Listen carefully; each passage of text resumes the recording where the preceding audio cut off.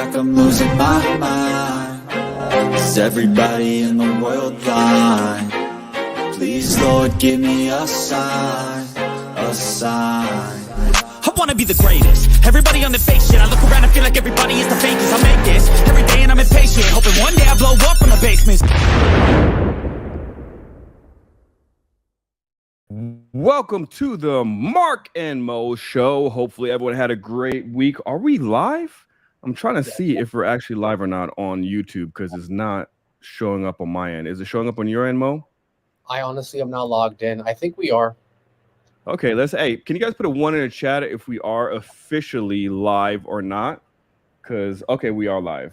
This stuff, right. YouTube is like a little bit delayed. That's crazy. But yeah, man, Mo, how you doing, man? How's your week been so far?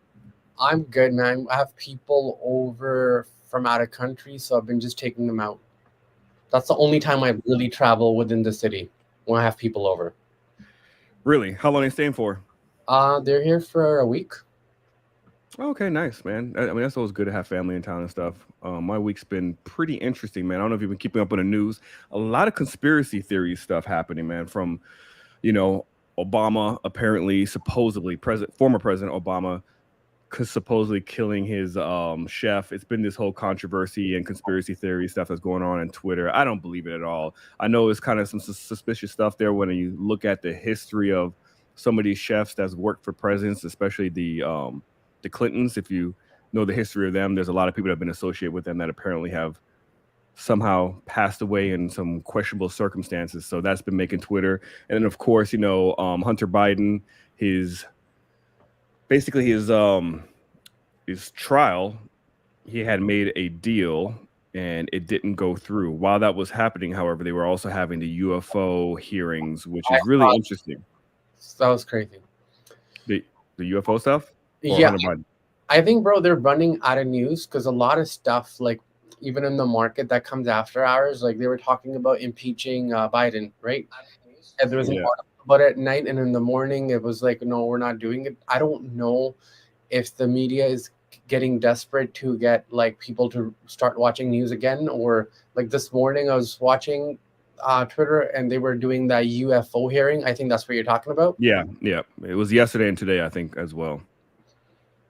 So I feel like it's somewhat of a distraction what's really going on, but we'll see. I don't know. Listen, man, when I initially got into the intelligence career field, 15, 16 years ago, there was two reasons why I actually wanted to join.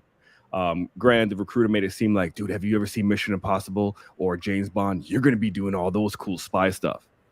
Not really true. We did some cool stuff, but not at all like in Mission Impossible. But it was two reasons I joined, because I wanted to know the truth about aliens and UFOs, and I want to know the truth about who killed JFK.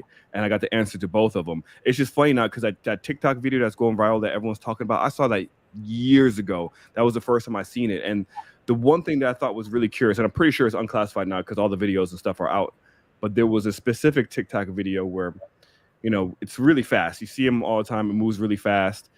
But there was one specific one I remember watching, and then it just dropped down into the ocean, disappeared. And then I started wondering, I was like, yo, what if this life that we're seeing in these TikTok and these UFOs, what if they don't come from space? They actually come from the bottom of the ocean. So that's my tinfoil hat conversation. But I started thinking about that because I always, we seen them. I was reviewing all the footage, and this is like before it was all unclassified. But that one specific one that is dropped in the ocean and then never came back up, I thought that was very interesting. Do you even believe in that stuff? Well, we've had our conversations, right? I don't know what to think of it.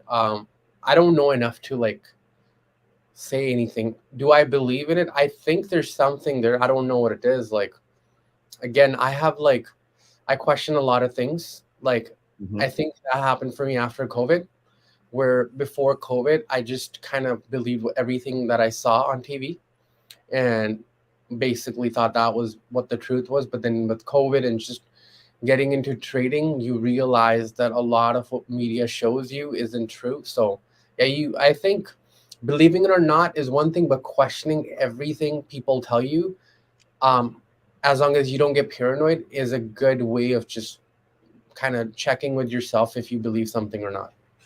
Yeah, it's critical thinking. A lot of it is critical thinking. And some of it is conspiracy theory. Some of the stuff sounds really crazy, but you never know. I mean, I'm really into the whole UFO stuff. I like watching documentaries and stuff. Especially there's one on Amazon. I forgot the name of it. I can't remember off the top of my head, but it had so many documents that I actually saw myself that I don't know how the guy got this. And this documentary is like 4 years old, but it was really good. Anyways, let's get into today's topics. Let's start off first. If you guys saw our thumbnail, there is a job where you can make 7K on TikTok.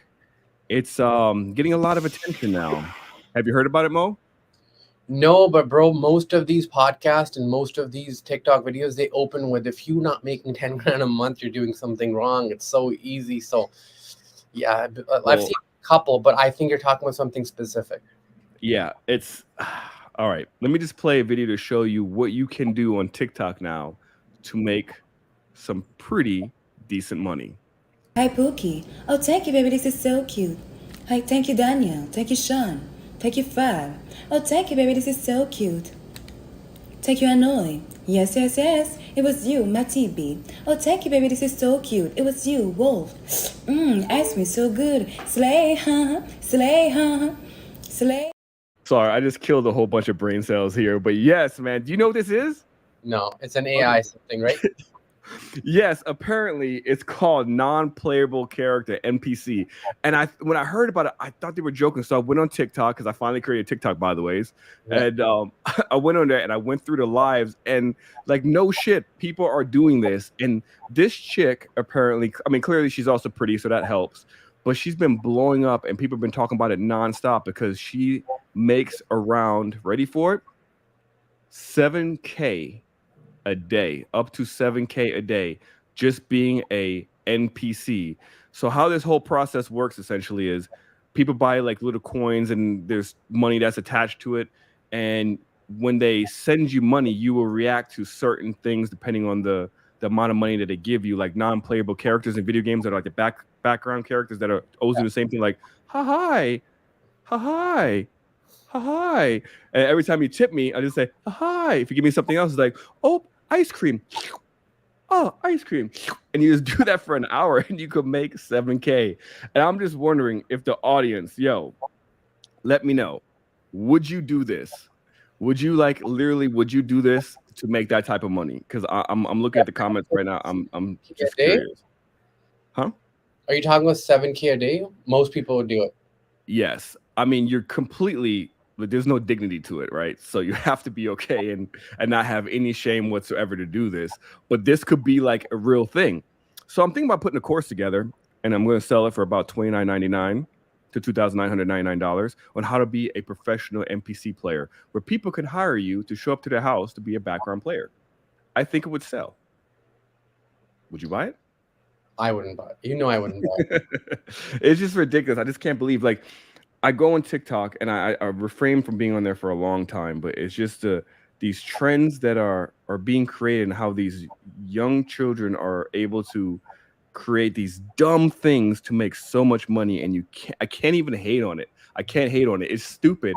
But if you're willing to do that and you have like no shame and you don't care and you make your money, by all means, go for it. You're not hurting anybody. It's just weird though. And of course, there's a lot of guys that are just simps or whatnot. So it's very strange. But yeah, that's called the NPC. It's taken off right now. You go on TikTok. There's an Asian guy who does like the whole anime NPC player stuff, which is he's actually pretty cool. But this is just the thing that's taken off right now. It's ridiculous. Our country's getting dumber and dumber by the minute. I swear to God, it really is. We went from going to school to these side hustles that could make you millions of dollars to now just literally being a non-playable character on TikTok to make 7K. It's ridiculous. All right, on to the next topic. Let's see. The market topping. This is all you, Mo. Okay. So I think when we're talking about topics, I believe a couple of days ago, that's when the market was going up. One of the topic was market was topping back then, and we got that big drop today. I won't make it complicated. I'll show you what I see so you guys can see it too. Hold on. Okay. So I'm sure you guys can see the seasonality chart here. If you guys look at it, look at what's happening around July end. there is a big retracement and it leads all the way till August. So I hope it's bigger now. It goes all the way till mid, or I'd say last week of August before we start taking off again, and then we see the drop in September too. So follow seasonality very closely. Apart from that, if you guys look at your generals, your leaders, Nvidia, Tesla, Apple, Microsoft, they're sort of like ranging now. And when things start to range, people start taking profits.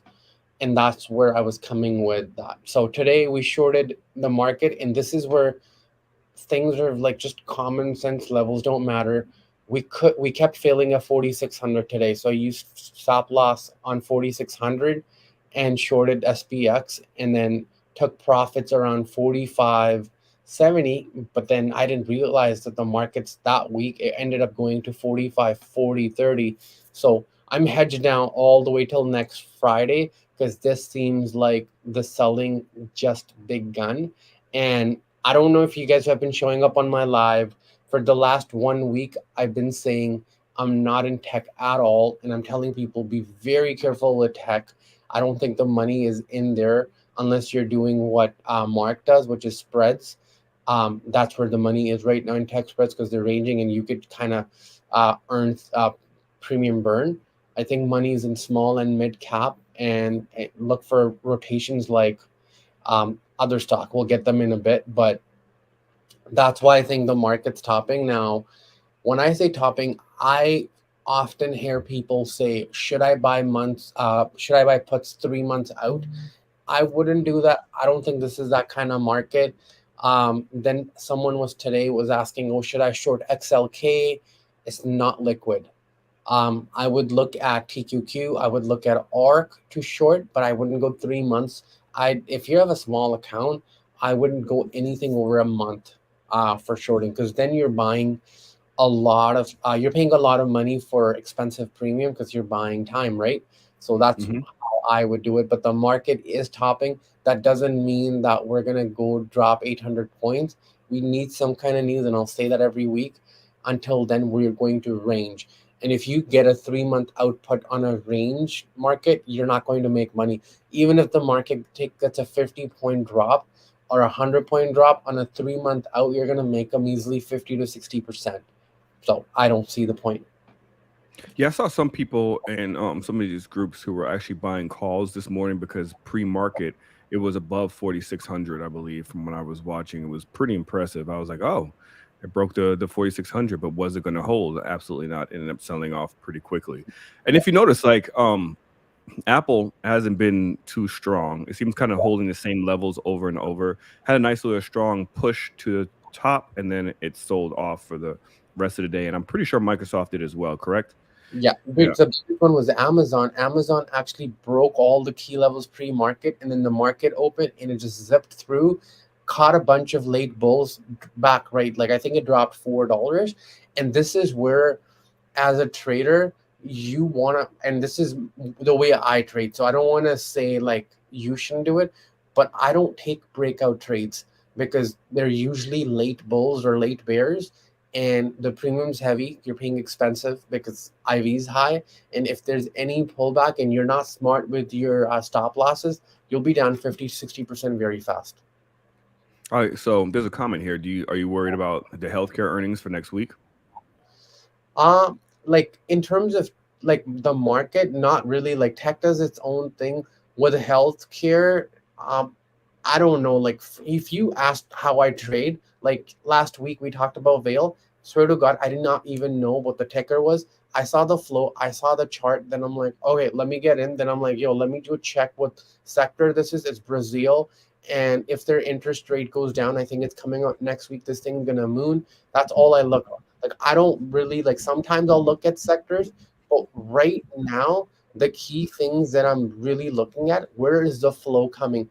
And if you guys pay attention to the flow, there's a very unique thing. And the unique thing is they're doing a lot of spreads on range on Tesla, Nvidia, Apple, and Microsoft. They're buying like straddles which is not good for people that are into leaps. That's not like, when you look at that, you don't want to start betting on a top or a bottom. You want to play the ranges. So I genuinely, I'm not watching healthcare. I'm not scared of it. My tickers that I picked, that I'm going to talk about today, I promise you, most people haven't heard it. I haven't heard it. I never even played these tickers, so I'm not Yeah, looking at that range right now. yeah, you're very unique in the way that you trade because you don't really know a lot about the companies and stuff like that. You just go strictly by flow, volume, and just by supply and demand. So when a lot of people sometimes trade, they want to know about the company and etc. I like to just kind of stick with the same stocks over and over that I'm familiar with. But it's a different style of trading, so it's real interesting. But let's talk about the since we did bring up Vail. So last week we did give out 2 plays. Mo, you did Vail, so let's talk about that first. All right, so we had the whale trade, ticker symbol VALE. We took the October 13 call. So a lot of people think, yo, Mo, why are you giving us an October trade? We're small accounts. It's not going to go up. It's going to move slow. But that doesn't happen with small and mid. With small and mid cap, you can actually do that and easily make 100%, sometimes in an hour. I've done that. After I did the whale trade, the next day I called some other Brazilian ticker. We made like 100% on another September trade for 2 hours. But the whale trade specifically did 62 some percent, and I saw, and it hit right close to my target. I sold half, and then I messaged Mark. I'm like, I don't know if he was in the trade or not. So I messaged him, and then I sold half, and then I'm holding the rest. If you are a small account, you have 2 options. You can either sell half or sell it all or make it free, however you want. But after that, you cannot lose on the trade. If you're a crazy high risk tolerance, you could set stop loss at break even. They had earnings today.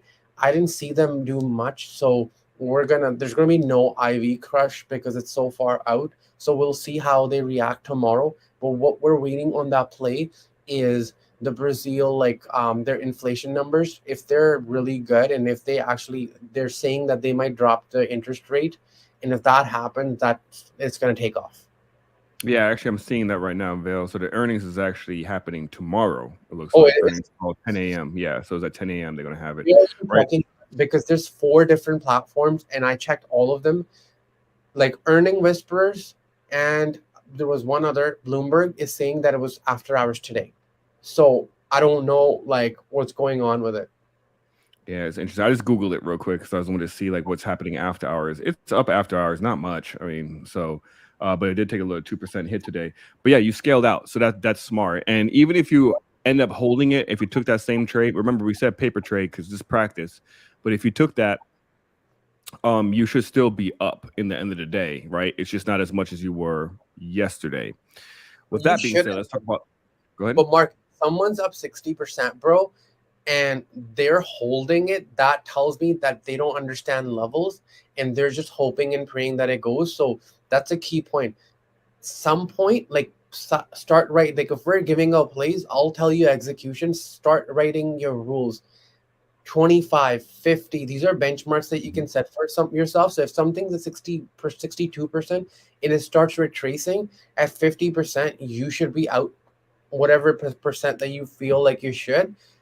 Just because you think the trade's October, you should not be holding it. You're punishing yourself for just buying more time. So just be careful. The thought process, it's at the end of the day, it's not a stock, it's an option. So it's not like I don't lose until I hold. This is a whole different ball game. Yeah. All right, let's talk about the Apple spread that I had. I was really specific last week on that trade. I had just gotten one contract at that point, but I said once Apple starts climbing up to probably to like 196, I was going to add more. I did that today. If you even got into it last week, you were up pretty much around 40% all the way until this morning. You probably went down somewhat, and then went right back up. So when it went down, I ended up buying several more contracts. And it was remember, it was a 205 and 210 spread that I had, vertical bear call spread. I sold a 205 and I bought the 210, and I added more contracts, and now we are up 49%. It expires next week. This one was easy. Like to me, I like the premiums were so juicy early on last week that it just made sense to me. I know earnings is for Apple, I believe, is next week, so I'm going to get out of it before earnings. Even if the earnings is good, I don't think Apple is going to go above 205. So Oh, yeah, the it's goal, not even close, bro. I yeah, don't think so. that's what I'm saying. So it was an easy play. The premiums were juicy, so I end up just buying some contracts there, and we should be good by next week. I'm definitely going to get out of it though before earnings. So, and I'm probably going to shave off some contracts. Most likely tomorrow. It's probably going to be over 50%. So shave off some there. I always say this when it comes to vertical spreads. You don't necessarily need to hold it all the way to 100%, to be honest. Why take that risk? I said this last week. If you're up 50 to 75% and you have several weeks left, just shave off most of your contracts and just leave some of the runners. That's how I do it. So it was good. Got out of my Shopify. I didn't talk about that last week, but I was in some positions in Shopify. I got out. And I'm also, Mo, I'm in my very, very first poor man's cover call on Disney, which leads me to a question that an audience member asked me to DM me. They watched our supply and demand course, which was an episode that we dropped while myself and Mo were pretty much on hiatus, mostly me. It was a throwback episode, and I believe you cut it, Mo, where I think I said something about we can also use it for long-term investing to get Yeah. into your positions. So the person was asking me, well, how do you find those levels? So watch the episode first and foremost. Okay, you can't miss it. It's like 2 or 3 episodes ago. Just pull up on the come up series, and then if you watch that episode, you should have idea. Is my chart showing, by the ways? Yeah. Okay, so this is Disney, for example. And I'm only bringing up Disney because this is what I use to get into the position that I'm at.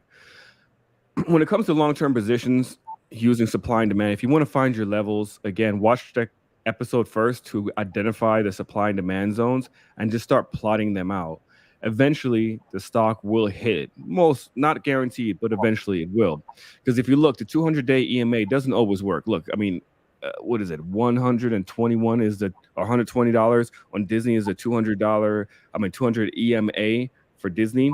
It hasn't been there since Jesus when 2022, April 2022. So I just plot my supply and demand. We hit a supply and demand zone again.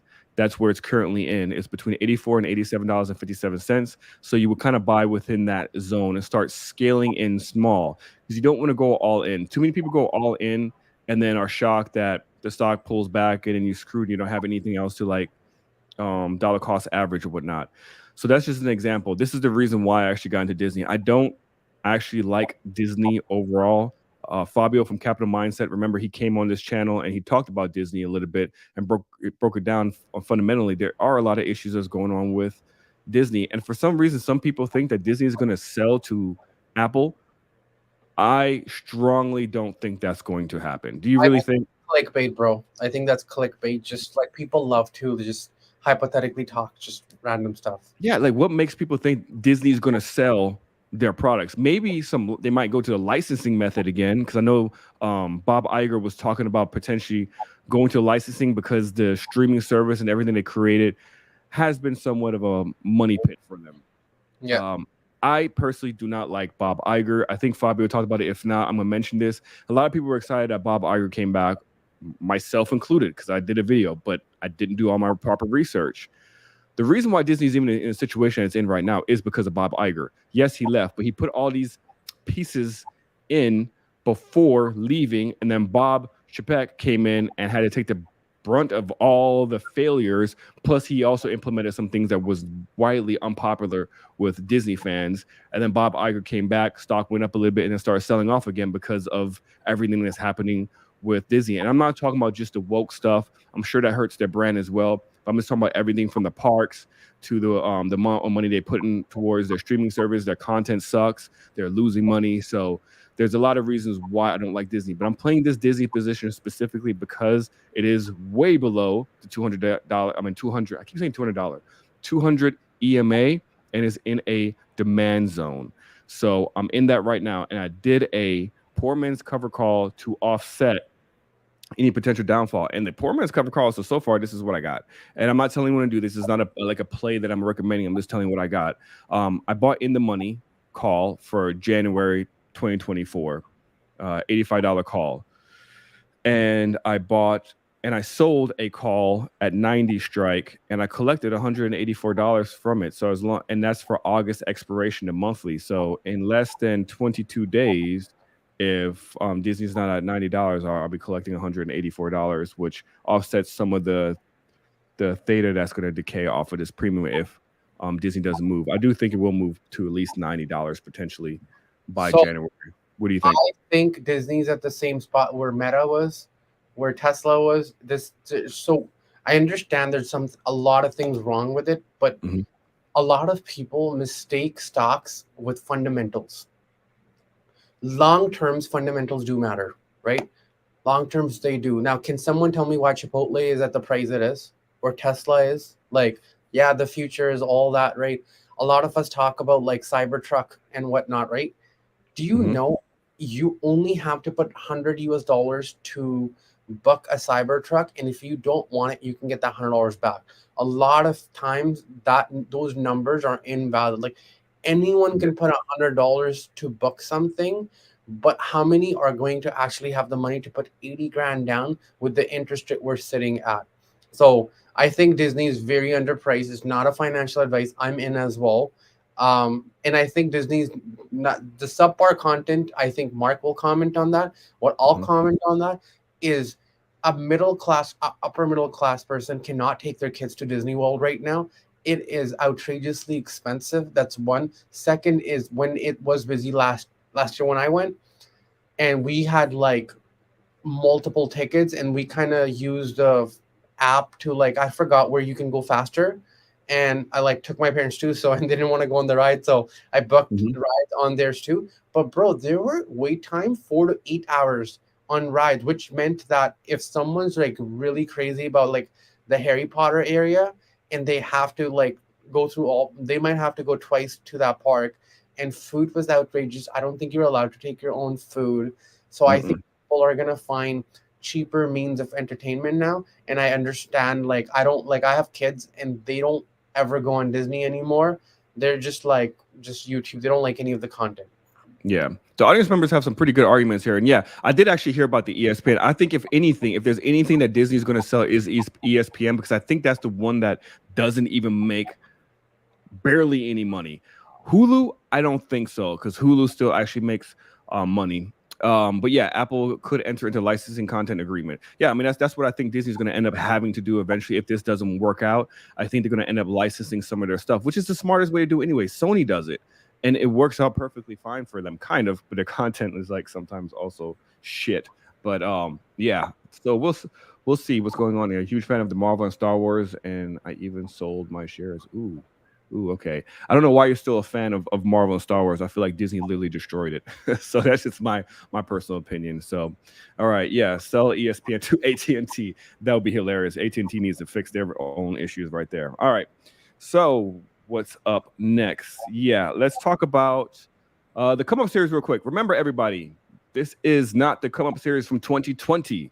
This one is very different. So if you're brand new to the show, thank you for stopping by. I really appreciate it. You're watching the Marc and Mo show. But there are various different shows on the Come Up series.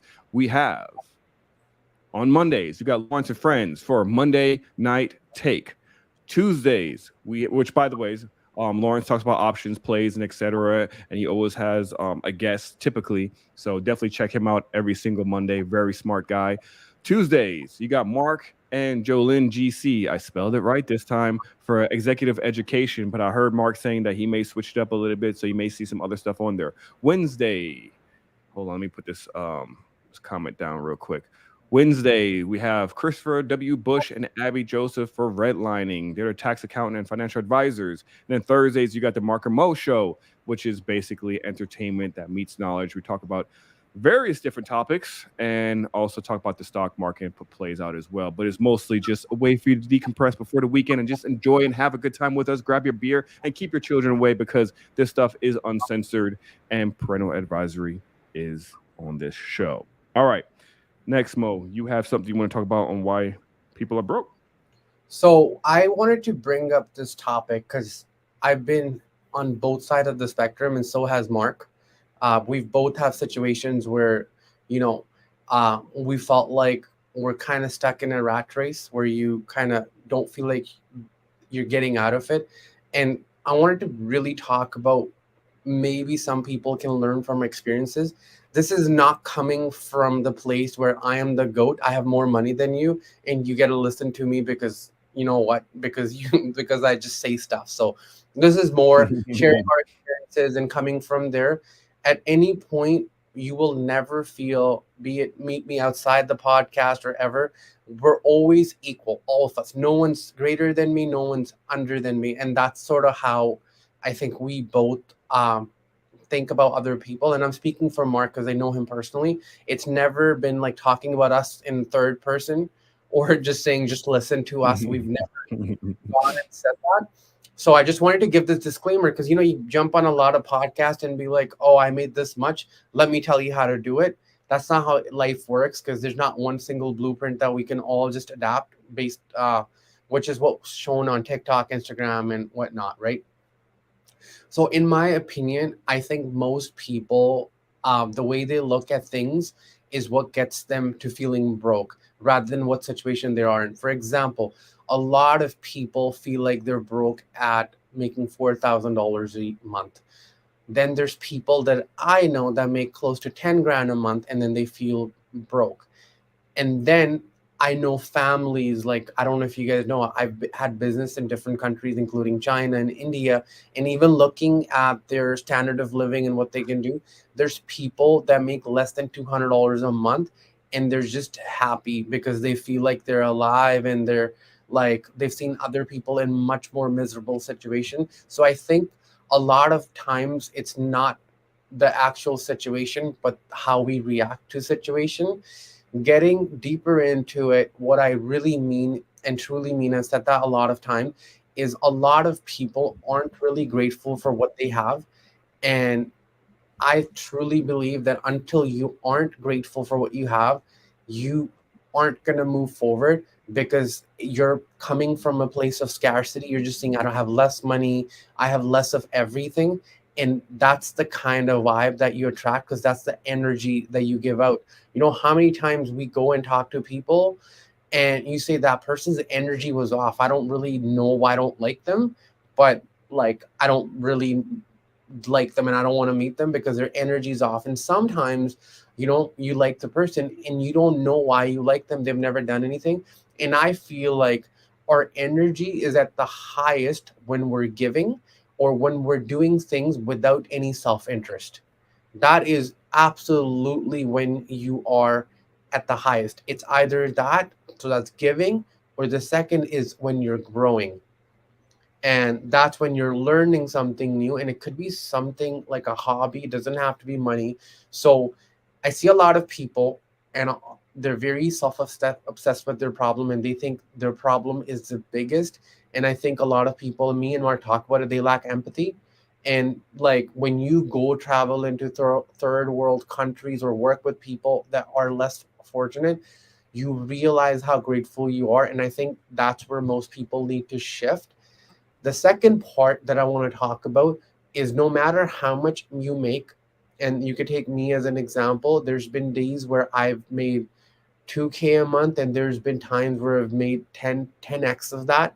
And I still didn't have anything at the end of the day because I wasn't saving enough, or I wasn't investing enough. And there's been situation where I know people that are amazing at saving money, but they'll never be able to get into the rat race, out of the rat race, because they don't make enough. And that's the problem. The problem isn't they're not saving enough, they're not making enough. So they're not focused on the right thing, and you often get what you focus on. So I really wanted to talk about that stuff, because I feel like a lot of times in our when I say our culture, I mean visible minorities, and the way the society is trained us, we don't like talking about money. Like, if you ask someone, hey, do you mind telling me how much roughly you make? You don't have to give them the exact amount. A lot of people get offended. I agree that you have to ask us in a respectful way. You can't just be going around people like, show me your pay stub. But a lot of times when people talk about money, people start getting nervous and they associate their self-worth with it. But that's kind of what I had to say about this stuff. It's funny you mentioned that you know, you're not supposed to talk about money, ask people how much they make and et cetera, or like how much your house costs. Yeah. I don't give a shit. I ask all the time. I know my wife hates it. She's always like, please don't. Because like when we go look at like we go to like a friend's house or someone's house, or like, for example, in Dominican Republic, we went there. One of her cousins is a politician, so we were in his penthouse, and I told her the minute I walked there, I was like, I'm gonna ask him how much he paid for this place. She's like, oh my god. It's like, can you just like not do it right at first? I was like, okay, yeah, I'll wait a little bit. And within an hour, I asked him because I am curious. It's not because I want to see like how much he paid, because I want to see like, like how much would it cost for me to live out here, or what would I need to do, or how do I need to adjust my lifestyle to be able to afford X, Y, and Z. And sometimes I'm just curious because I want to know, like, if you are a person who's in the cybersecurity field and I work at McDonald's, for example, and I'm struggling and I see that you're doing well, I may ask you, hey, like, how much you make in the cybersecurity field? Oh, I make like, $90,000 and I work remote. Oh, that's interesting. What'd you do to get there? And then I would be interested, and I learn and I absorb that information. There should be no reason to be ashamed to ask those questions. Some people may feel offended, but who gives a fuck? Maybe it's just me. I don't know. I'm like in my 40s, I just don't care anymore. I don't think people that are doing better than you will ever get offended, because I feel like they feel like, okay, this person's curious, and because you're curious, you're gonna have that in your subconscious. You're gonna see, how can I be that way?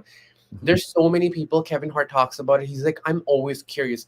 I get in a room and I see Jeff Bezos. I want to ask him what he's doing and how he's doing it. And everyone around me is like, yo, we're at a party. Like, don't ask him questions. Like, he's going to get bothered. But I bet you, like, it's the way you ask too. And Yeah. Vice versa. I feel like a lot of people that feel that the other person might not be as doing as well as they are, they kind of look down on them too, which is really bad in my opinion, because you don't know what the situation they're in. They could be downplaying. A lot of wealthy people I know, they downplay the shit out of how much money they have. And when I worked in sales, initially we would look at how people were dressed to see what kind of stuff to sell them.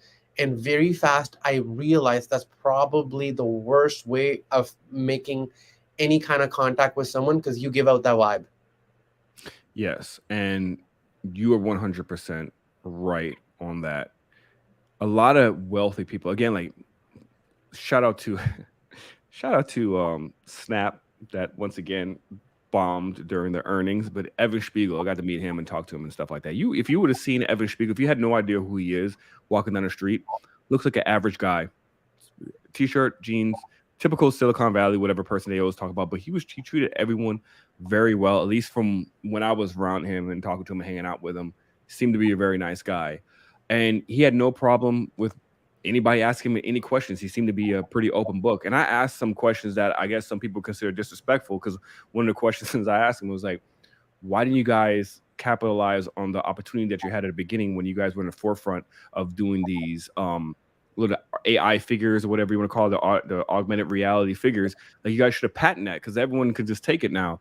And he had an answer for it and stuff. But it was, some people thought it was a rude question, but I'm literally asking. It's like, you guys were on top of your game and you guys fell off. And after every single earnings, you guys are just dropping the ball. But if you looked at their earnings, the reason why they're dropping their ball is because they're taking a huge chunk themselves. So if they just kind of cut back on their own salary, they'll actually be somewhat profitable. So it's a good discussion for sure. Also noticed that people who tend to be very flashy and show their wealth are the ones who don't have money. So like you said, it's very, It's not that they don't have money, and I don't want to offend anyone. A lot of it is sometimes new money. So that's also the thing. And over time, they realize that that's not how you're going to get respect from people. Like, they realize that, and I've seen that with a lot of people. I hang out with a lot of different people, different personalities, and people that are wealthy, their focus is usually on ideas, and people that don't, they usually have their focus on people. And then they're always constantly worried about what other people are thinking about them, and they're also associating their self-worth with wealth. And that's why one of the things that I tell people, if you're trying to make something out of yourself, or doing something that no one in your family or friends done, keep that to yourself. A lot of people are too like, okay, let me run it by my friend, my dad. I know they're not against you, and a lot of that stuff is personal to a lot of people. But what you have to understand is, a lot of people don't know what you know, and a lot of people are either scared of you or for you or jealous of you, and they don't want to see you do something that they were never able to do. So that's another thing I say, like if you're going to take advice from someone, make sure they're living the life you want, right? If you are asking someone like, and this is what I say, and I'm being very careful, a lot of people take financial advice from people that are still stuck in the rat race, and then they expect them to get them out of the rat race that they're in. So be very careful, very careful. You're almost better off just reading books, watching YouTube, like, and just experimenting, risking, and failing than asking someone who's never done anything, but you just feel like because that's the only person you can reach out to. Mhm. And that always, I've never seen that work for anyone. Yeah. Also, like you were saying, learn as much as you can because knowledge is power, right? We always talk about learn as much as you can, but it is also easier. Like when you're younger in your 20s, you don't have kids, you don't have that many responsibilities. Take more risk. Take a lot more risk. I give you an example. Shout out to my homie Amit. He's got his own YouTube channel, is doing really well. All he covers is Palantir and SoFi, Tesla. He's a total stan and simp. There's a whole community full of people who love that. I even have a question in here about Palantir. So let me just go answer that real quick before I get into this whole thing. I don't like Palantir, and the only I like I'm never going to like Palantir. It's a personal bias because I've used the software. I know what it does. I'm just not a fan of what it does. It's great software, by the way. It does an amazing job for the government. I don't like what it does though for the government. With that being said, it's heading somewhat in the right direction, but at where it's valuated now, I think it's at like $16, $17. I don't think it's going to last right now. It's a fan based stock again, like, and people are head over heels with it. Do I think it's going to go over $20 and hold? I don't know at this point. I didn't think it was going to hold over $10, and here we are now. But I don't like Palantir. I will never invest into it. I will never I don't care how much fucking money it makes. I will never buy Palantir. I will trade it though. Anyways, my homeboy Amit, I interviewed him, brought him on my channel, and he buys all these up and coming IPO stocks, meme stocks, trash stocks, whatever you want to call it. Robinhood, SoFi, Palantir. I don't know if he does GameStop, but he buys a lot of those stuff. And when him and I were having this conversation, I'm like, why won't you buy something that's a little bit safer, that has a proven track record, blue chip, Microsoft, Apple, like the ticker symbol RACE, which is Ferrari, LVMH, stuff like that. And he's like, I don't have a desire to buy those right now. I was like, I'm young. I rather get into these speculative stocks that can give me a huge return. And if I fail at it, it's okay. I'm in my 20s. It doesn't matter. I still have a whole lifetime to continue to grow my wealth. And if I believe in these and I'm passionate about these, I want to hold these and see what happens 10 years from now. 10 years from now, I will be in my 30s. And if it didn't work out, it didn't work out. I could then shift over to somewhere else. So when you're younger, you have a better opportunity to take a lot more risk. I know myself when I was younger, and I'm sure same thing with you, Mo, I took a hell of a lot of risk. And now I'm very, very careful because I don't have the privilege to be able to fail as much as I did in my 20s. Because if I fail, it's not just me, it's my wife, it's my kids, it's people that count on me. It's a lot of stuff that can backfire if I take these unnecessary risks. That's why you won't see me invest into like Palantir. That's why you won't see me invest into SoFi. And if I invest into these speculative stocks, it would be such a small percentage of my portfolio, maybe 5 to 10%, but I would never go 80%, 90%. There's a guy I used to trade with. He literally put his entire life savings into SoFi when SoFi, I think, was at the all-time high. And he's now finally breaking even after all these years. But that guy has a level of, I don't even know how to like explain it. He knows how to hold. He does not stress him out. He has patience at this whole other level that I don't have. And it worked out for him. But me, I would have never done that. And he's older than me. I would have never put my life savings into a speculative stock, hoping that it will 20x because, I don't know, Kathy Wood said something, or I know she didn't say anything about SoFi, but like $5,000 for Tesla, whatever she was saying. I'm just not that type of person. So take risk, and the older you are, start taking that risk off the table. And I believe in that when it comes to trading as well.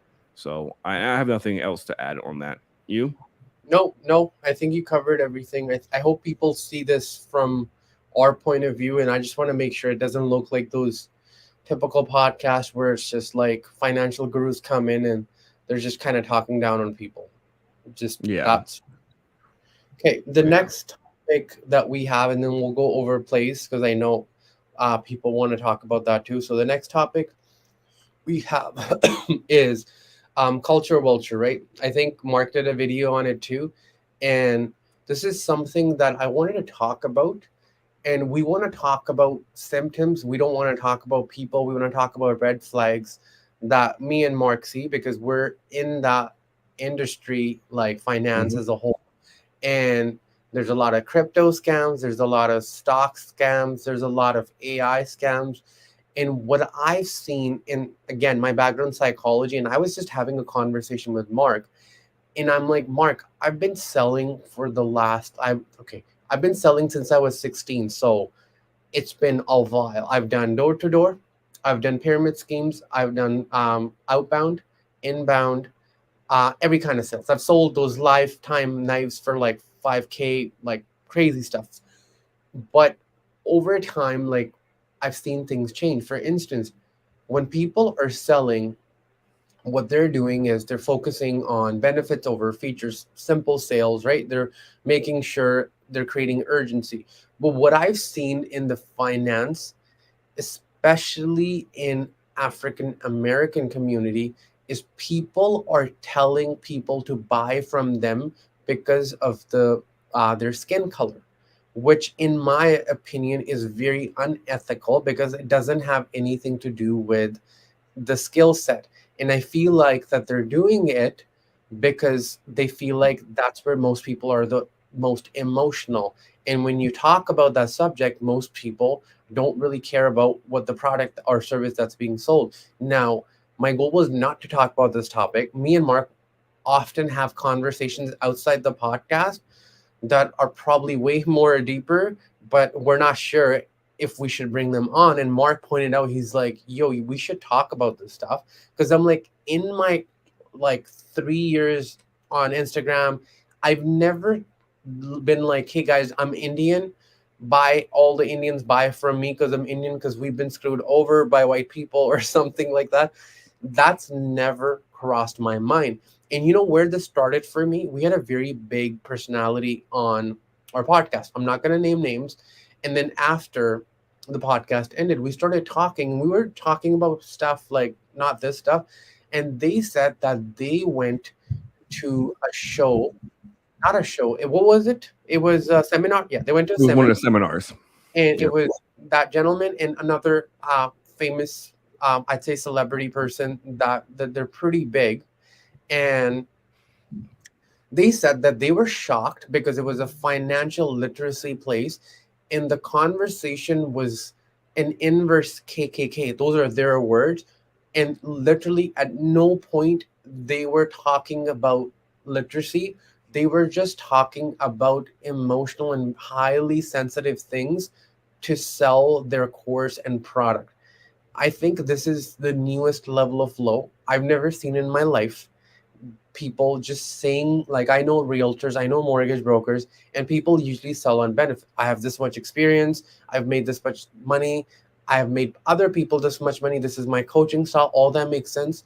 But telling people to buy from you based on cultural background, in my opinion, is like should be offensive to everyone. If you say we are for the culture, then freaking do it for free, because that's Mm, not culture.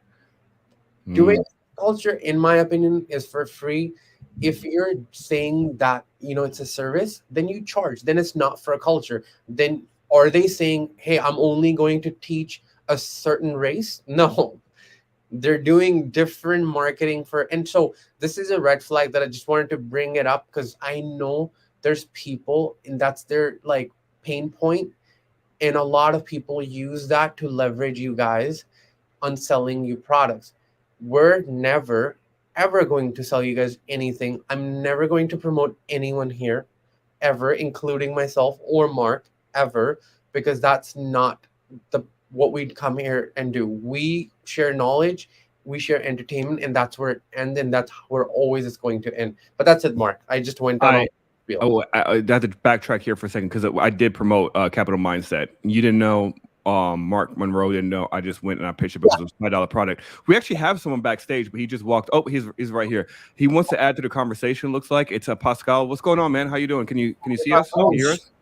Yeah. Welcome, man. Well, I'll just wait till you guys get done. Oh no, I mean, do you have anything to add to this specific conversation, or do you want me to bring you on later? Oh, you can bring me on later. Okay, all right. I'll put you back in the background. All right. All right. Yeah. So when it comes to that stuff, if you guys are not familiar with me, I have a YouTube channel, and when I initially started my channel, it was because I was a very brand newbie to the finance space. I was super excited. I was all about verticulture. You guys already know I was an EYL simp stan. I was a simp stan for a lot of different groups, including the Come Up series. But after a while being in this space, and the more I learned, especially once I started being invited to some of these backroom conversations and getting to know some of these people and understanding what it is about selling and how to sell to people, I quickly learned that I do not like this space at all. And it's not just a black thing, right? Like everyone's always like, sometimes I get the comments like, oh, here it is, another black guy trying to bring down the black community, or you're just a hater, or this only happens in black communities. No, it does not. Listen, there is literally YouTube channels dedicated to pointing out the flaws and the BS that people like Meet Kevin talk about, Jeremy Financial, even my own homie Tom Nash, which I'm cool with. Fabio didn't like him. He even mentioned him here. He's like, I don't like Tom Nash. I think he is a grifter. So there's communities out there of people, honestly, just it doesn't matter what skin color you are, they will call out the BS when they see BS. So I started to do that occasionally. That's not my entire channel. My channel is not like JT the Pocket Watcher, but sometimes people have to ask, instead of coming up and saying, oh, you guys are just haters, just think about this. What do we have to gain from that? Because realistically, when we talk about this, or when we bring up these other groups or these people that we find that are grifters, it doesn't benefit us because we're burning bridges, because a lot of these places have bigger platforms than us anyway. So we're burning bridges. It doesn't help our YouTube channel. It doesn't help us. It burns bridges. A lot of times we do this because we're trying to protect the people who don't know better. The reason why I sometimes occasionally make these videos, because I was like you. I was a simp. I was a stan. I was like, no. These people are good people. Until later I learned and found out, like, oh no, they're just trying to make a bag off of you. But there is stuff, especially within black finance, it's these certain things I always hear, and it's always the same thing. It's the information they keep from you. That's a big one. The information they keep from you. White people are keeping this information from you, and this is the reason why you're not successful. It's not true. It's not true.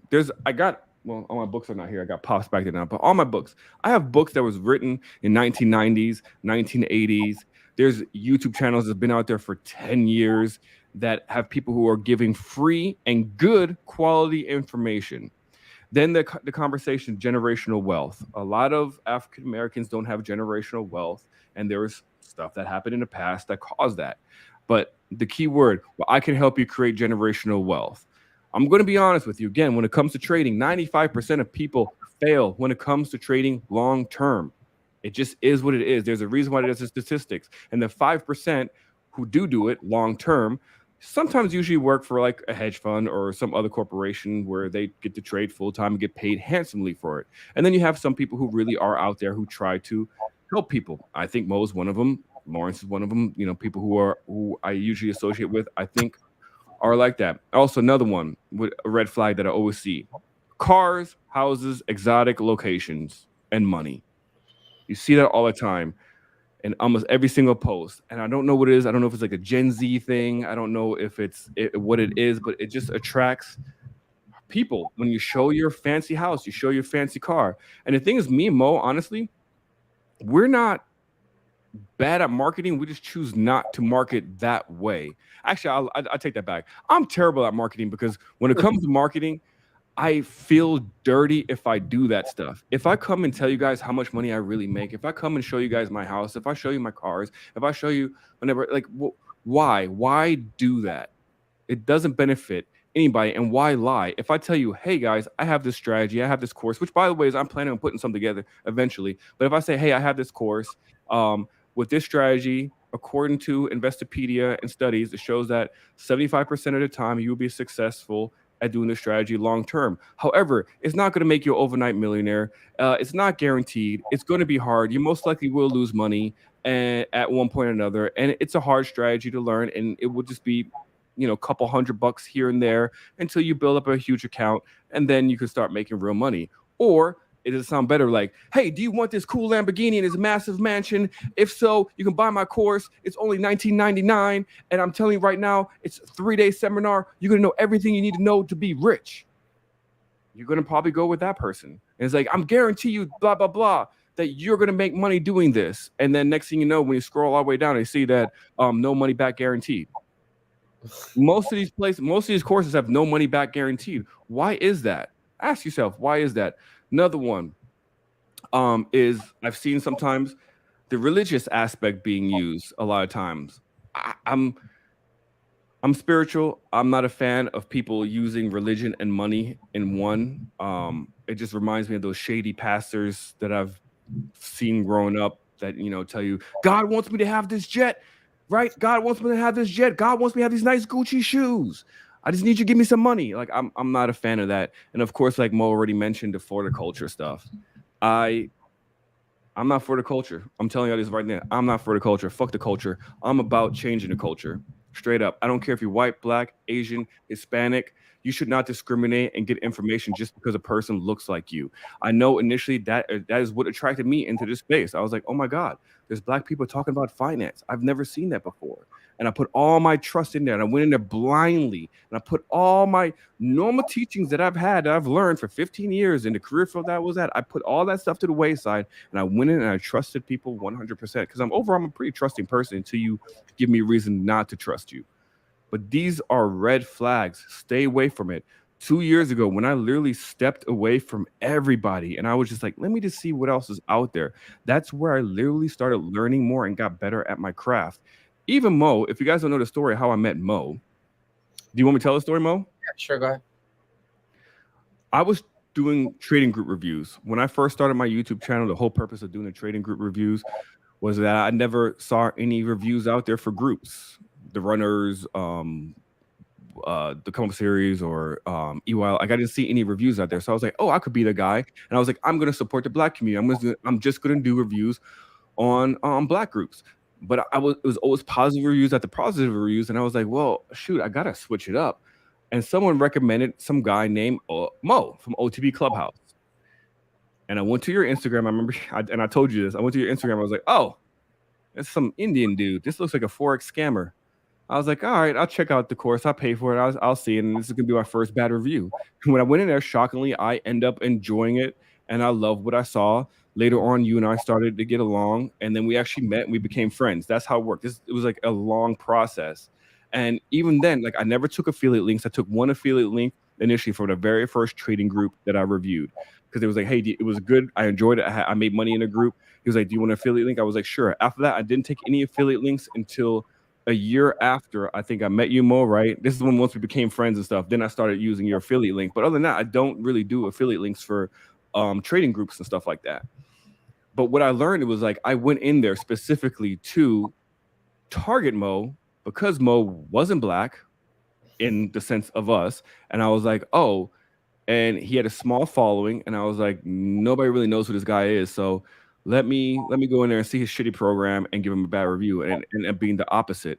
And he was literally the one who changed my mindset when I was like, wow, if he impressed me, I wonder what else is out there. And then I just started finding all these other places. And then I started finding a lot of free resources like Options Alpha or Tasty Trade, which is not necessarily all Black people. It's a mix. I think Tasty Trade is a mix of people, and then Options Alpha is predominantly white people. But when you go and you watch and you look at their products, you're like, wow, I learned a lot more in this free product than I did paying from someone else that charged $999 that I paid for an Option 101 course that was basic option stuff. But when you're new in this space and you don't know better and you and they hit you with this emotion stuff because marketing is all about hitting the emotions. That's always what it is. Marketing is about hitting emotions, but is doing it the right way. And I want to share this clip real quick so you guys can see. I like this guy. It's Alex Hermosi, and I want to play this real quick so you guys can hear what I mean here. You see it, Mo? Yeah. More money or all of your money buying knowledge. There's only one thing that Hold on. speeds up time, and it's Look at knowledge. this again. Or you should spend more money or all of your money buying knowledge. There's only one thing that speeds up time, and it's knowledge, which is why when someone crashes and starts over, you see Elon Musk go from 0 back to $1 billion like that. And it's because he has the knowledge of how to do it. And so the only thing right now that stands between you and making $1 million a year is knowing how, which means you need to double down on learning so that you can earn what you want. You have to pay down the time tax of ignorance. Or you should spend more money. There. All right. So let me close that.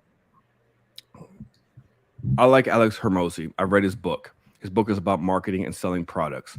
I don't have an issue with anyone selling products. His biggest point of everything that he usually teaches is if you're going to sell a high ticket price, make sure the value is there. It's always about the value. Customers should come first. And I feel like a lot of these groups and these people who sell courses treat you, the customer, as if like, for example, if I'm selling you a course, I'm treating you as if I'm doing you a favor. No. You are doing me a favor by buying my product. You are helping me out, and thus I should treat you well. I should show up. I should respond to you if you have questions. If you're unhappy, I should have some sort of money back guaranteed, whether it's 14 days, whether it's if you go through the first 3 modules and you don't like it, I give you money back. Something. Customers should always come first. Your platform and your product is defined by how people react to it, and if they're satisfied with it, and how you treat them. Customer service. Am I right, Mo? You're in a sales space. Customers service is what matters, which make and break businesses and groups and etc. Am I right? So yeah, like I think for most people, because I've been part of many groups, it's a volume game. If Mark leaves, someone else comes, and someone paid 20, 30, 40, $100, they don't want to waste the energy to give the feedback and all that. I haven't seen this level of scams in any other industry, and I think it's because the level of money you can make. I know groups that make about $1 million off subscriptions. The one that I was personally part of, I think the most they made about 150, 200K a month off subscriptions, and they were paying 25 a month. So if they didn't like it, they still kept it because it was just like cool to hang out with people. But I don't know. I don't really know how to say this without offending a whole bunch of group. And that's why, like, someone said, say names. That's the conversation I had with Mark before the show. We're here to talk about the symptoms, the disease. We're not here to talk about people. And that's because I don't want to give bad energy out, and I don't really care what other people are doing. I don't have time. We're building for ourselves, and we're building this podcast. And that's why we ask you guys to share. And that's basically all I'm going to say about this. Yeah, and when it comes to names, look, you guys could just go. I call out people quite often on my channel, and I'm not trying to be that channel, but I do. I name names. I'm not going to do it here because this is not my platform, and I respect the people who run this platform. I don't want to bring drama here, but it is. You just have to be. You have to be careful and just get your emotions out of it. Okay, I see the comments sometimes when it comes to people, even like Mark Monroe, and even sometimes Mo, and sometimes even me, like, you're the GOAT, you're God, you're the greatest, you're the master, and all that other stuff. No, stop. You don't need to simp or stand over us. You don't need any of that. We don't need fans. Just come and listen and enjoy it. Hopefully, provide value and just share. I am not the greatest trader in the world. And I'm always very honest. When people ask me, yo, are you a full-time trader? I mean, yeah, kind of. Do I make a living off of trading? No, I don't. I have a very, very lucrative 9-to-5, and I have businesses. And I made the wealth that I have not technically from trading. No, and a lot of people won't be honest about that.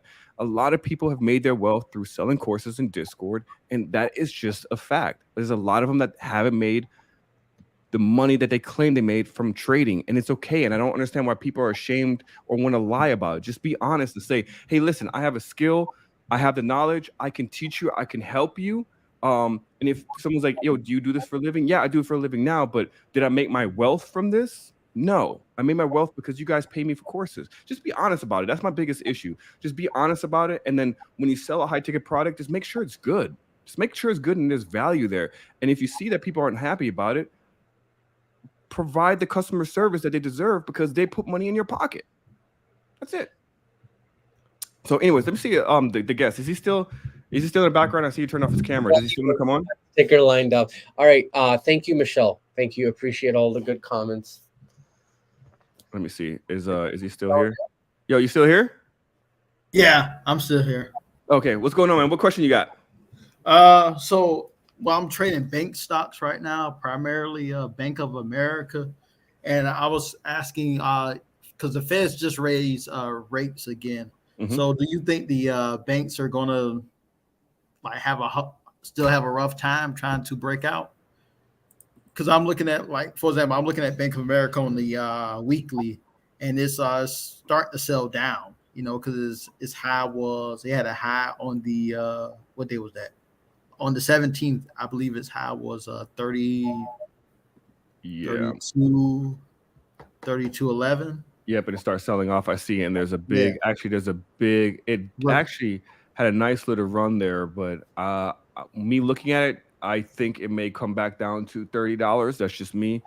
But Bank of America's been selling off since basically, when was this? June 2022, right? Is that? Well, actually, March 6th on the weekly, the big red bar. Yeah. Wait, let me see. March On the weekly. 6th. On the weekly. Yeah. Okay, let me go to weekly. On the weekly, yeah. March 6th. Let me go March 6th. Oh yeah, I see that. Yeah, that sold off, and it looks like the green bar basically filled all the way to the top, close to the top, and now it's coming down. But you see that on the weekly, you see that green candle that started on Monday that went up, and it kind of, technically, if you do the gap plays, that's similar to like a strategy that I've used on futures trading. If this weekly closes and it doesn't fill that the candle below to the wick, there's a good chance it will fill that. That's just my personal opinion. But when it comes to the banks with the interest rates, what's your thoughts on that, Mo? I want to see if my thoughts align with it. I think I just ask you this: are you willing to get a car loan right now? Hell no. Are you willing to get any sort of loan right now? Nope. Are you interested in buying a house right now? Nope. Why? The rates are too high. So I think that's your answer. What do you say, Mo? So I'll ask Pascal a few questions. So macro-wise, who do you think is in trouble when it comes to increasing interest rate? Regional banks or the main banks? Regional banks. Okay, so where do you think their business will go to? I think some of the regional banks, especially the ones that are doing terrible, I think they're going to be bought out by other regional banks and bought out by some of the larger banks. Larger banks. What about Goldman? So I know what you're saying, but when interest rate goes up, the banks don't really lose. They just add more of their profit margin and repackage and sell it to customers. What's happening with credit card rate now? Even though the market's bad, the credit card companies are making a lot of interest because the credit card debt is high. So I think what I have here, let me show you the chart. The chart's so high. So here. Yeah, and let me be full transparent with you. By the way, I'm sorry. What was your name again? Pascal. Right. Okay. I invest every single month in XLF because that's one of the sectors, again, in banking sectors, that I noticed that has taken the biggest hit. And I started buying when it was $29 and $30 because I'm expecting in the future for banks to reverse and go up. But in the meantime, I don't really play banks. I did trade Schwab, which ended up jumping up nicely recently. But the regional banks, I think, are definitely are in trouble versus the bigger banks, like Mo said. Because again, I don't go to any regional banks. Do you go to any regional banks? No. Yeah, I go to the major big banks. That's just me. But go ahead, Mo. So if you look at BAC here, your signal to go long or short is very clear. So I'm glad you brought it up. If it loses 200 moving average, it's at 31.95 right now. You can look at maybe shorting this, but right now, bro, it's got a bull flag and it's above 200. This is in terms of RR, this is the best place to go long. Because if it breaks, you're out. If it goes up, the bull flag is gonna break, and there's a lot of room to go up, like a lot of room. So I There you don't think about macro too much. Like I'll give you an example. UPST and a firm, correct? Like they do payments. When the interest rate's high, who the hell's going to sign up for the payments? But a firm went from 15 to 20 today, and the interest rate just went up. People are ignoring macro now, and what they're doing is they're like, okay, this stuff is very low price, like Disney, a firm, UPST, and they're just buying it. There was a time when macro mattered. At some point, it does. But if you're thinking long-term investment, then you could wait for a dip. But if you're talking about a trade, this is a chart that you want to long, not short, because it's the support's 200 moving average and it's got a bull flag. Okay. Yeah, Did I that help? definitely have to. Yes, I definitely have to study the technicals more because I'm more of a fundamentals trader. Yeah. But I definitely got to work on my technicals because I Like- was thinking about putting some, having some leap calls on Bank of America, $29 leap calls. $29? You in the money? Leap calls? Yes, yes. Oh, okay, yeah. Because like you got two different answers, right? So I'm saying that I think it's going to go down to 30. Mo's saying you think it's going to go long, right? But if you have Oh, no, I don't- 29, So this is what I'm saying. I don't think it's going to go up or down. I'm saying based on the chart that I look, the best risk reward is to go long here unless that breaks. oh yeah, I agree. Yeah. If you want it as a trade, but you got leaps. When does it expire? Well, I paper traded some in January. And 29, I think you should be up now, right? Are you up right now or you just got in it? I'm up a little because I had it for about 2 weeks now. Okay. I think so. Yeah. Again, it's paper trading. Luckily, again, it's not financial advice from both of us, but Mo's saying that the way it's set up, it looks like it's a good position as a trade. I'm seeing it long term. I think it's still going to go down to 30 and most likely bounce from there, but we shall see. I hope that helps. I know you're looking for more of a definite answer. No one can give you that. If anyone's giving you that, they're just bullshitting you. But I'll tell you one thing: it's just there's other ways for you to make a lot more money with the money you have. Buying leaps on banks might not be the best way. If I was you, here's what I would do: go check where the sector rotation is happening, see where the money is moving. Let the money needs to be flowing there for a minimum for 3 days for it to be a rotation, in my opinion. Go leaps there. If something's already, how up is BAC? Let's take a look. It went from, let's Six- just 6 months is down almost 10%. Year to date is down 4.66%. No, but bro, look, like from July 17th to, so in the last 10 days, this thing is up from 29 to all the way 33, and this is just having a retracement, and this is having a it's called basically back testing the 200 moving average. I personally wouldn't go leap here. You've got a big supply at 34 as well. That's where let me just draw it so people can see it. Yeah, and the good thing is like Bank of America too is a dividend stock and it's well known. It's not as volatile. If you look at the 52-week low, it's $26, and the 52-week high is $38. So you're kind of like in the middle range here. But don't think too much fundamentally, Yeah. like thinking that interest rate's going to go up or bank. People like are buying regardless. Like, so I guess that's all I'll say. So one more question. So to find out which sectors are hot, I can use a website like FinViz and look at the S&P 500 heat map. Yeah. Yeah, but Mo, bring up that one that you showed. There's a sector rotation website that you had that you showed before. Oh, yeah. Hold on, let me show you. I think you're talking about this. I used to have it. I'm trying to look through my is it a performance sector one? Let me see. There's multiple that I used to use. Right now I just stick to FinViz. Is this what you're talking about? Yes. Yes. Okay. Yep. That one. Okay. FinWiz. All right. So if you look at 1 week relative performance, like right now, you could tell communication is holding on. They sold a bunch of stuff today, and I could think it's because end of month is coming, seasonality. That's just making sense. But again, like AMD closed green, Nvidia closed green. One of the ways I look risk on, risk off is how the chips are doing.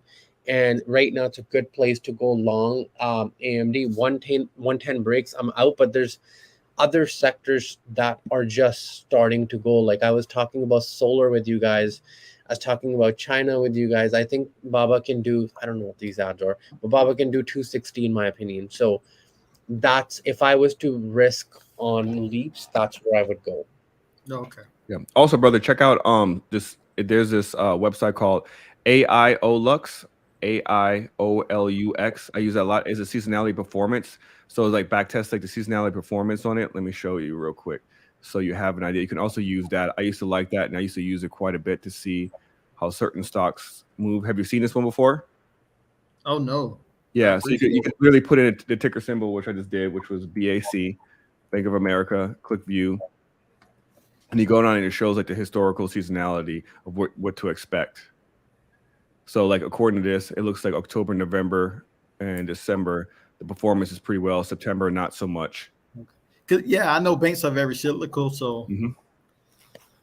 So this is a good chart as well. Again, it's AIOLUX.com.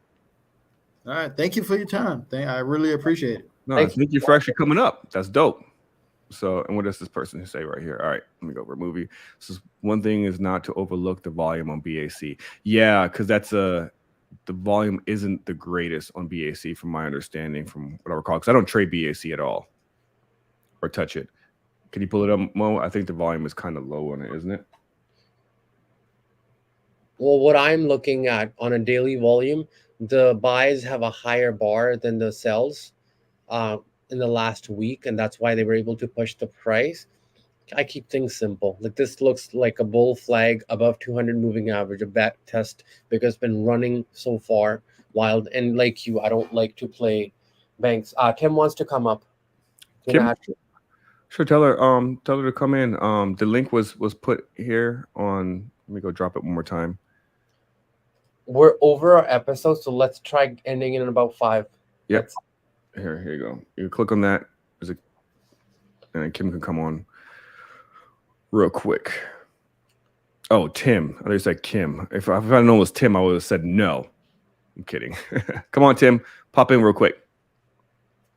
So, but yeah, anyone got any other questions? And hopefully you guys enjoy this episode. Oh, it's like I like ENPH for long term. I'm glad he brought that up. I actually have that plotted here. Let me go pull it up because I saw the earnings today was freaking terrible, apparently, to the point where it dropped down. I think it's right now at 1. That's wrong. My trading view must not be up to date. I'm pretty sure Enphase is. I'll tell you folks the same thing. Enphase is down 12.85% today at $145. I have levels right now. Right now it is it broke that demand zone that I had. So what I'm seeing messing around. Yeah. What's up? Tim was just joking. Oh, okay. Just for support levels here on Enphase, I'm seeing 127. I would scale in at 127 because I like Enphase overall. It was one of those few stocks, but it's also a cult-like stock that was similar to like Tesla at a massive run. But then I have a supply zone here demand zone 87.65 to 101. And then the next one I have is 56.69 to 75.53. Again, this is on the weekly chart. You guys can easily watch that supply and demand course and then just go through it and then go to the weekly or the monthly or the daily to get your supply and demand levels. So, all right. I think we're done. Yep. This went really long. This wasn't expected, but it was a good show. So hopefully you guys enjoyed it. Remember, share. Everybody share, give thumbs up. Hopefully y'all enjoyed it. Until next week, we'll see you again. Hopefully you enjoyed this conversation. You can find me on my YouTube channel, which is Uncultured Currency. That's kind of the podcast where I have some financial talk on there as well. And then I have a satirical, political, offensive channel called Half Breed Observer. You can go over there as well as a brand new channel. I only have 200 subscribers there. Try to get monetized. Check it out. May not like it. We'll see. And then Mo, where can they find you?